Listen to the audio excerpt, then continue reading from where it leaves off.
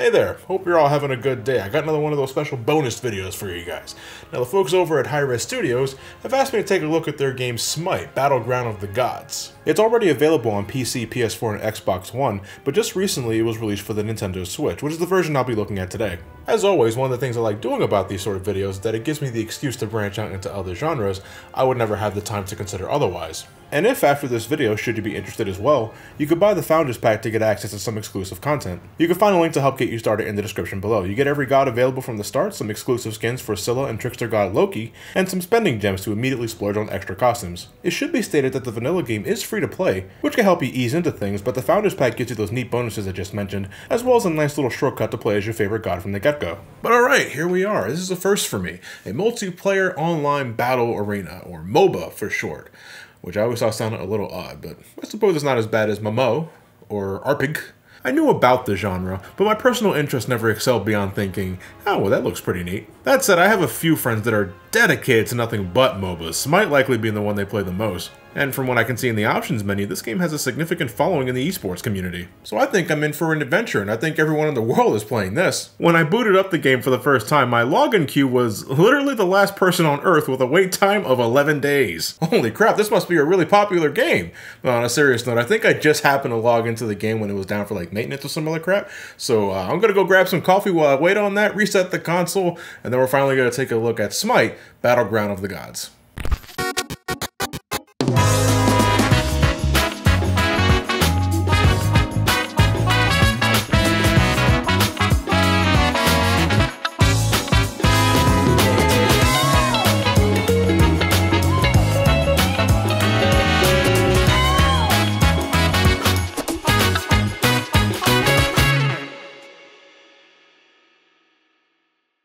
Battleground of the Gods is right. This game brings just about every deity known from every known pantheon. Greek, Roman, Norse, Chinese, Japanese, Hindu, Celtic, Arthurian, Egyptian, Mayan, Polynesian, Slavic, Voodoo. Good God. There's so many to choose from. I'm a little overwhelmed, but until I started playing this, I never thought there was a god of bees. That is such a specific job title, but it's still better than Cupid here. I mean, look, we got to get the god of love some attention here, but his character design just sticks out like an arrow to the heart. Probably the intention, but no less jarring. Did make for an effective assist character when I had a team member pick him. Now, as far as I know, Smite doesn't have much of a story. I found a background story trailer from the official YouTube page, and it's short and to the point. Humanity's faith in the gods had begun to wane, causing some of the deities to want to destroy humans for their selfishness, while other gods want to protect humans to regain their favor. It's a pissing match of divine proportion, so pick your favorite character and smack each other in the face. As a MOBA, it's nothing but multiplayer matches. As soon as you log into the game, you got this big play button all highlighted that's right there, leading you right into the action with a number of additional modes to choose from. I dig how the game starts you off in a tutorial so you don't look too much like a fool when you're getting your first few matches on. The queue times weren't so bad, it never took more than a minute for the game to find a match, and I like how the controller vibrated when the queue popped, keeping me alert while giving my hands a nice little HD massage. But let's get down with it, what do you do in this game? Well, it's pretty simple really. As one of the many gods you can choose from,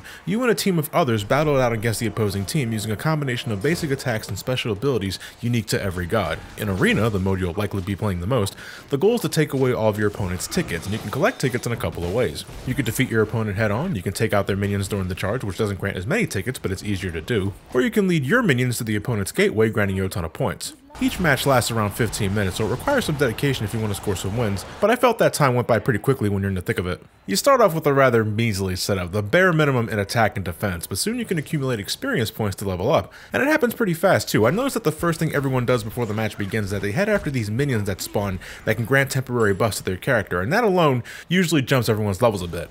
So you defeat your opponents, you take out their minions, and you start gaining levels, which caps at about 20. The games can be fast paced because of this. I guess folks want to get to level 20 as soon as possible so that they can dish out their ultimate offense. With higher levels, you can power up your special abilities, usually involving increasing their effectiveness and reducing their cooldown period. Every character starts with 3 skills, but after some time, they can unlock their 4th, a special powerhouse technique that can turn the tables with proper use. With someone like King Arthur, it can be like a barrage of physical strikes, or with someone like Bellona, it could be a rally cry that not only harms enemies, but also buffs your teammates if they're close by. During the match, you accumulate gold, and it constantly goes up too. You can earn money even when you're not doing anything, and man, I wish that were me. No, you can earn a lot more if you go out and help your team, so make sure you do that. Gold can be used to buy several trinkets in-game that can help increase all sorts of stats. Offense and defense options for both physical fighters and magic users, shields, potions for emergency healing, speed buffs, and a few party-wide buffs. The biggest buffs usually require the largest amounts of gold, but if you want, you can purchase lesser upgrades which in turn make the expensive stuff cheaper for later, and I kinda like that. I'm sure that if you're a top tier player, you can afford to stash away the gold and buy the strong stuff in one fell swoop, but I like being able to gradually increase my stats.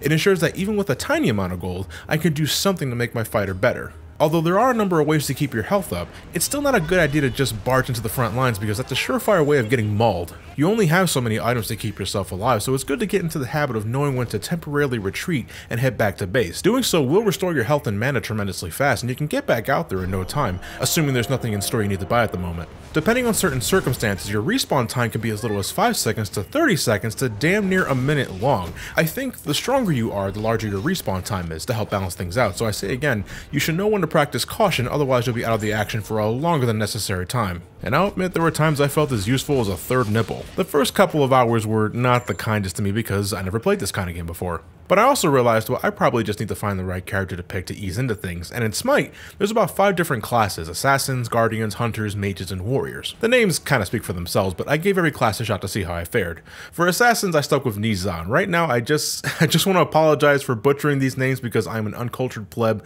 with no knowledge of proper pronunciation. Anyway, she was someone who got stronger the more she dished out, and saying that I'm very reckless in these sort of games, I found myself getting some decent mileage out of her style. I also liked how she could temporarily stun enemies with her whip, meaning that with good timing, I can not only do big damage myself, but I can also lead my other party members to swarm and melt the unfortunate one caught by my attack. I take it assassins are all about high mobility and burst damage rather than consistency, so I can get down with that if I had a little more time. I felt guardians were about disruption and general crowd control. My pick was Xing Chen, who sucks at getting a date apparently. I can always admire a guy who can use a comically large axe, so visually I found the dude appealing, and I loved using his spin attack, snatching up opponents like a tornado and leaving them open for everyone else. A little too slow for my liking, but I can see the utility. I picked Jing Wei to test the hunter class out. When maxed out, her critical hits were damn powerful. I just wish she had a little more range. I realized if hunters had unlimited range, they'd be quite broken. I just didn't exactly jive that they heavily relied on basic attacks to deal most of their damage, so aesthetically, hunters weren't my cup of tea, even if they did have the potential to carpet bomb the opposing team.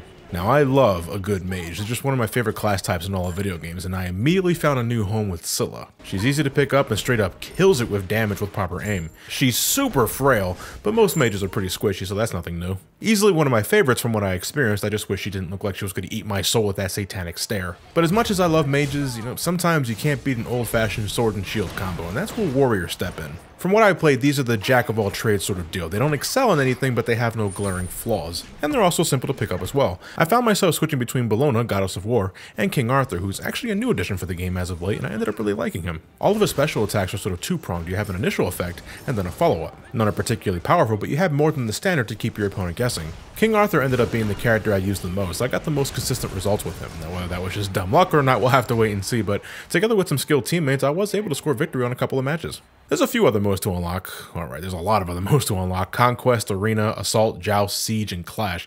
Just to name some. Some require a bunch of dedicated play, while some unlock as early as you get a level 3 or level 5 account, like Joust or Conquest. Now, Conquest can be no doubt one of the longest modes. You have this 3-lane arena that is positively gargantuan, and it's your job along with your team to destroy the enemy's towers and their guardian. I didn't play much of this because, like I said, games can take a bit, and if your team is insistent on not surrendering even when it's clear that we're not winning this, the respawn times begin to take a toll and I grew a little fatigued. I much rather prefer Arena, where the smaller area always ensures more action in a smaller amount of time. I guess you can consider Joust a sort of mini conquest. Once again, you must take out your opponent's towers and their guardian, but the arena is much narrower, being 1 lane instead of 3, leaving little in approach options, and from what I found, something that favored long-range fighters. I don't know, maybe I didn't use proper setups and such, but I just couldn't keep up with picking warrior classes that just couldn't approach enemies without taking too much damage. Now with mages and such, I fared a little better, so I recommend picking someone with some range if you want to have a slightly better time. Clash and Assault can be considered smaller versions of Conquest as well. With Clash, there's only 2 lanes instead of the usual 3, and in Assault, there's only 1 lane like in Joust, but there's also no buffs to attain from those minions I mentioned earlier, meaning it's nothing but you and whatever gains you get from money and kills. So if you find Conquest to be too grueling, Joust, Assault, and Clash might be better suited for you.